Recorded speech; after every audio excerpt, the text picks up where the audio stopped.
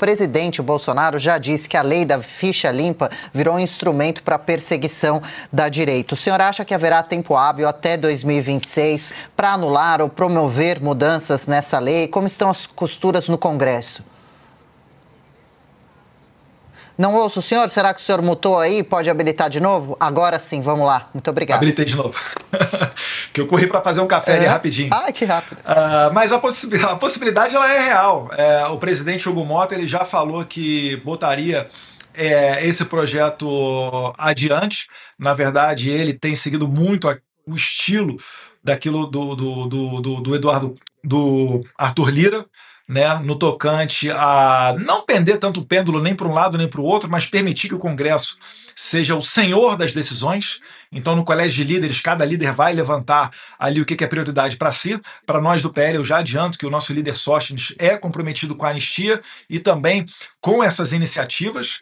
E a lei da ficha limpa, ela é uma daquelas coisas que acontece na política, onde você toma uma decisão, vai por um caminho, e quando percebe que ele não é frutífero, você volta, né? Você retorna para como era antes. Eu tenho certeza, todo mundo, e eu me coloco nesse contexto, né? Todos nós que apoiamos a lei da ficha limpa lá no começo, a gente acreditava que ela fosse varrer da política notórios corruptos. Mas o que a gente está vendo é que justamente está ocorrendo o contrário. Os notórios corruptos, devido às suas boas relações pessoais em Brasília, seguem com seus mandatos, enquanto que pessoas da direita, né, o deputado do ex-presidente Jair Bolsonaro, presidente Jair Bolsonaro tem falado isso também, né? Estão sofrendo, né? Estão podendo aí se tornarem inelegíveis. E existe um problema para o qual eu tenho chamado a atenção, que é justamente a inovação do STF em condenar deputados por crime contra a honra. Essa possibilidade ela não foi imaginada pelo Constituinte de 1988.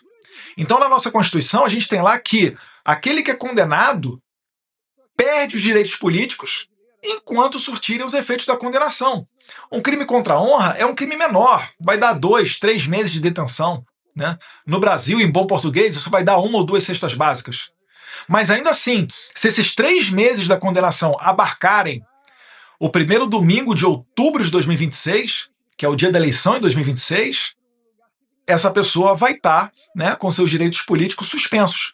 Então eu acho que isso daí não é justo. Eu acho que com essa inovação do STF, a gente tem que fazer uma adequação legislativa também, né? O projeto de lei que regulamenta esse dispositivo constitucional tem que excetuar, né, da perda de direitos políticos os crimes contra a honra, até porque existem pessoas que serão candidatas, né, favoritos, nas mais diversas eleições pelo país, que não tem cargo eletivo ainda. Aí se você perceber, calma aí, esse cara aqui vai se candidatar a deputado, a senador, a vereador, vou na polícia ali registrar uma queixa contra ele. Vai que eu consigo uma condenação porque ele me xingou e eu consiga caçar os direitos políticos dele e ele não consiga se eleger. A gente não pode estimular esse tipo de conduta, né? Essa denunciação caluniosa. E eu tenho certeza, né? Se nós não fizermos nada, sempre que possível, esse tipo de iniciativa vai ser colocada adiante, para que deputados e senadores sejam eleitos sob júdice, né? E fiquem nas mãos do TSE ou mesmo do STF após serem eleitos, né, com um processo judicial onde eles tenham ali a possibilidade de assumir os seus cargos de maneira precária, porque vão sempre depender de uma decisão judicial para perder esse cargo, devido a essas trocas de farpas que ele fez no passado, que ensejaram processos de crime contra a honra. Então, estamos trabalhando nisso, nessa alteração legislativa, e eu espero contar com o apoio também do presidente da Casa, Hugo Mota, né, que tem sido muito sensível a essas questões.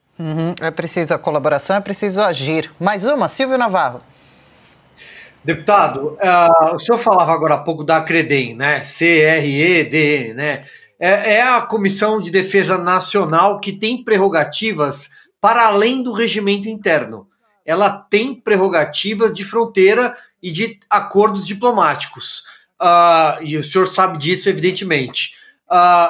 É o caso o senhor assuma a comissão, de olhar com um pouquinho mais de cuidado o que aconteceu com o Felipe Martins, porque eu tenho a impressão que se esse fio for puxado, eu acho que muita coisa não para mais em pé. Com certeza, Silvio. Uma das medidas que a gente quer colocar adiante, e eu já tenho conversado isso, é trazer o Mike Benz ao Brasil para que ele dê o seu depoimento sobre a USAID, mas paralelamente a isso, é muito grave também o que aconteceu com o Felipe Martins, né? Para começar, é esdrúxulo. Você prendeu uma pessoa que fugiu dos Estados Unidos, você prende essa pessoa no Brasil, né? Na casa da sua noiva, né? Da sua namorada, da sua mulher, no Paraná, em Ponta Grossa. Poxa, isso aí é quase que uma peça de ficção. Mas existem matérias da imprensa mais recentemente dando conta de que Alexandre de Moraes sabia que o Felipe Martins não saiu do Brasil e ainda assim decretou a sua prisão. Então, como esse assunto nos Estados Unidos é tratado de maneira muito mais séria e lá não existe um Alexandre de Moraes, né, a Suprema Corte dos Estados Unidos, inclusive, é de sua maioria formada por juízes do espectro mais conservador, mais à direita, indicados por presidentes de direita, né, você tem um debate muito mais saudável, muito mais racional com relação a essa política migratória. E nos Estados Unidos isso é sério. Inclusive, eu dou benefício da dúvida para não afirmar que ocorreu uma inserção falsa do Felipe Martins com a ajuda de burocratas da imigração norte-americana, mas é difícil você imaginar uma outra situação que não essa falsificação. Então, provavelmente, para incriminar um inocente, uma autoridade americana entrou em conluio com uma autoridade brasileira, aí eu não sei se exatamente quem é que foi, né, mas provavelmente ocorreu aí esse tipo de pedido, porque eu não imagino que uma autoridade americana absolutamente do nada vai inserir uma inserção falsa do Felipe Martins nos Estados Unidos, mas assim que se identifica essa autoridade americana, e isso não vai ser difícil de fazer, isso está indo adiante, inclusive, nesse momento. Ontem a Ana Paula Henkel trouxe essa novidade em primeira mão, dizendo que o Tom Hannon, se não me engano o nome dele, já está, que é o 01 das fronteiras americanas, ele já está com o caso do Felipe Martins nas mãos dele. Os advogados de Felipe Martins já encontraram com o secretário de Estado, o chanceler Marco Rubio, e isso tudo daí vai fazer com que as autoridades americanas mergulhem dentro do caso do Felipe Martins. Pode ser até o leading case, o caso pioneiro para uma nova política de fronteiras dos Estados Unidos, né? Eu vejo isso daí até com certa probabilidade de acontecer, porque envolve, né, não só a figura do Felipe Martins, que eu falo aqui nos Estados Unidos, que é o Jared Kushner do Jair Bolsonaro, né, um assessor especial de relações internacionais, mas envolve o próprio presidente Bolsonaro em si, que aqui nos Estados Unidos é conhecido como o Trump dos trópicos. Então é um caso que tem todos os ingredientes para ser uma grande bomba aqui nos Estados Unidos. E uma vez achado, encontrado esse burocrata que fez essa inserção falsa no sistema migratório americano, vai vir naturalmente o segundo passo, que é perguntar para ele se ele teve alguma colaboração de autoridade brasileira. E aí eu acho que todo mundo já consegue imaginar o desfecho disso. Vai ter gente sem passaporte, mas isso daí vai ser o mais leve, tá? Porque aqui nos Estados Unidos essa falsificação é crime. Os Estados Unidos vai correr atrás de uma prisão dessas pessoas. Essas pessoas vão ficar impedidas de sair do Brasil, né? Elas só não virão para os Estados Unidos porque o Brasil não extradita os seus nacionais para outros países. Mas é provável que os Estados Unidos movam uma ação criminal, mande para o Brasil para que o Brasil cumpra, né, com essa punição aos agentes envolvidos. Então vamos dar uma olhada, mas esse caso do Felipe Martins é um caso que inclusive está bem adiantado. Não sei se a Ana Paula Henkel tem mais alguma novidade, mas é um dos casos que... Enquanto o deputado Bolsonaro falava, matéria exclusiva da Revista Oeste, do repórter Christian Costa, agora de 26 de fevereiro. Moraes acompanhava a localização de Felipe Martins meses antes de prendê-lo. Decisões do próprio ministro, agora sem sigilo, mostram que o juiz do STF possuía informação de geolocalização desde outubro de 2023. Última pergunta agora sim, de verdade, Cauti, para a gente poder liberar o deputado Bolsonaro. Cauti. Deputado, eu queria lhe perguntar mais uma questão sobre um cenário até 2026. O governo atual já é muito impopular, levou uma derrota histórica nas eleições do ano passado, nas municipais, poderá ter uma derrota ainda maior, sofrer uma derrota ainda maior nas eleições de 2026. Teremos uma inflação elevada, juros altos, recessão e esses casos vindo dos Estados Unidos. Na sua opinião, o que vai acontecer no sentido de, o senhor espera que teremos mais ações abusivas por parte do Supremo para tentar blindar ou limitar essa derrota do governo?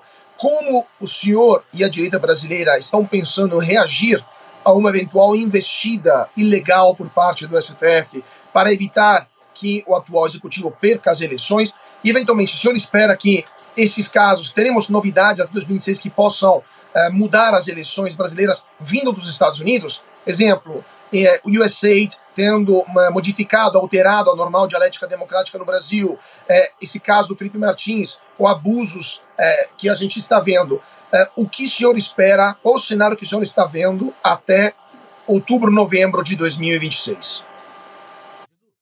Eu acho que em 2026 a eleição vai ser muito pendente para a direita devido a esses fatores que você acabou de falar, de crise econômica, dentre outros. Eu acho que haverá várias frentes de investigação de autoridades americanas com relação ao caso do Felipe Martins, essa inserção falsa no sistema migratório dos Estados Unidos, né? O próprio Elon Musk, que está à frente, junto com Mike Pence, nessa questão toda envolvendo o dinheiro da USAID para a doutrinação de imprensa internacional, ou mesmo suporte, né, estrutura para que os países possam colocar adiante aquelas agendas woke e também as agendas de supostamente combate à informação, mas que no final a gente sabe que acaba desaguando em dinheiro para a oposição, para combater a oposição à esquerda, né? Matérias de vocês da Oeste também, com muita coragem, publicaram da embaixada norte-americana, a embaixadora Bagley, dando R$170 mil para o Instituto do Felipe Neto, né? Felipe Neto que fala que os Estados Unidos é um país genocida. Então, isso tudo vai aumentar a revolta, isso tudo vai aumentar a ojeriza com relação às estratégias da esquerda, né? Quando essa verdade toda vier à tona, e isso daí vai ser um terreno fértil para a direita conseguir dominar o cenário político em 2026. Só que a gente não pode subestimar os nossos inimigos, né? Por exemplo, a gente tem que ter consciência de que a gente está vivendo numa ditadura. Eu aconselho, por exemplo, aqueles que forem ser candidatos ao Senado para não fazerem igual eu fiz aqui agora há pouco, né? Eu faço isso porque já é uma opinião escrachada e todo mundo sabe disso há muito tempo, né? Da minha opinião de votar a favor do impeachment do Alexandre de Moraes, mas eu tenho certeza que se desde já você fala que é a favor do impeachment do Alexandre de Moraes, eles vão tentar dar uma maneira de te bloquear na eleição. Então, mantenha a sua opinião, trabalhe para ser eleito, e uma vez a gente tendo a possibilidade, aí sim, né, a gente consegue colocar essas políticas adiante. Mas eu acho que o futuro ele é muito promissor. Eu só tenho receio com relação ao sistema das urnas eletrônicas. O meu problema não é votar numa maquininha. A gente pode votar até numa pedra. O meu problema é quem conta os votos numa sala secreta, né? Se nós tivermos uma maneira de fazer uma recontagem dos votos e, principalmente, fazer uma contagem pública, igual aconteceu no Brasil até 1996, igual acontece na Argentina, igual acontece em vários estados dos Estados Unidos, eu tenho certeza que a direita vai ampliar, né, vai fazer uma grande maioria dentro do Congresso Nacional e muito provavelmente elegendo até o presidente, se Jair Bolsonaro puder concorrer nessas eleições.